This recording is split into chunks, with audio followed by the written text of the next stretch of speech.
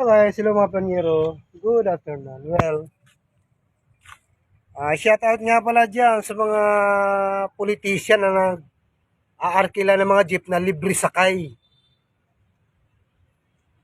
Hindi talaga kayo patas ano. Yung mga kinuha nyo pang libre sakay, mga biyaheng Santa Ana, biyaheng Paura, tapos irorota nyo sa Makati. Eh yung karilibo ko kanina, gumarahin na maaga, wala raw maisakay na pasahero gawa nung mas marami yung libre sakay na inarkila nyo. Wow naman, talagang hindi kayo patas ha. Paano naman yung mga nagbaboundary lang? Dapat para maging patas kayo, lahat na ng mga buwebiyaheng Guadalupe, ginawa niyo niyang libre sakay. Patas yun, di ba?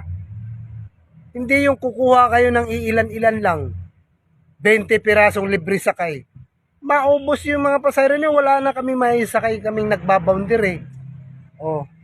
Tapos ang pinakamasakla pa doon, ang kinuha niyong libre sakay, yung pang hindi ruta.